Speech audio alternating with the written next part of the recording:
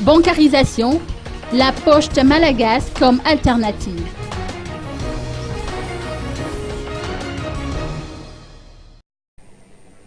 Falier Ramakavelu a apporté quelques précisions au sujet de l'affaire BNI.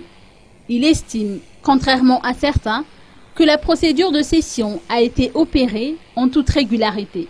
Je crois qu'il faut bien rappeler à nos auditeurs que la BNI, effectivement, avant la privatisation en 1997, était une banque nationale.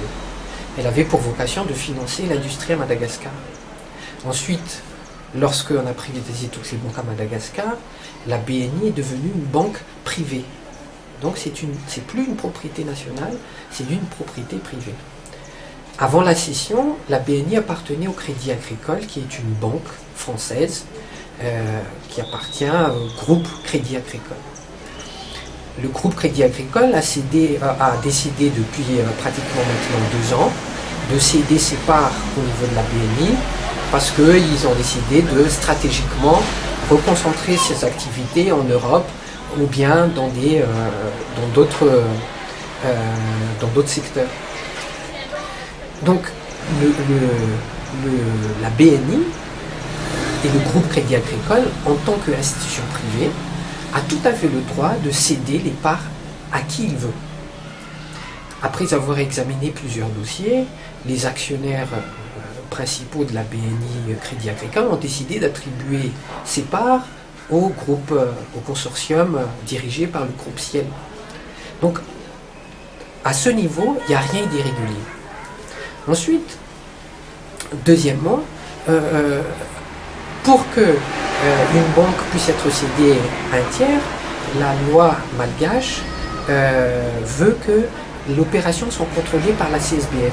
La CSBF qui est la commission de supervision des banques et des établissements financiers.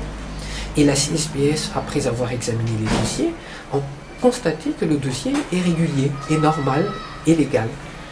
Pourquoi c'est régulier? Parce que, les repreneurs répondent à tous les critères, et deuxièmement, parce que les directives de la CSBF veulent qu'il y ait une banque internationale qui participe dans les consortiums qui reprennent la banque. Et donc la Banque One, qui fait partie du consortium, remplit ces conditions-là.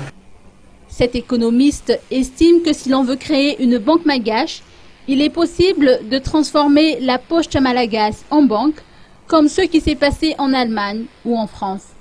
L'avantage est que les bureaux de poste sont répartis sur tout le territoire national. Si l'on fusionne la poste et la caisse d'épargne, l'on pourrait selon lui financer les activités économiques à Madagascar et notamment les secteurs à forte croissance qui ont besoin de financement.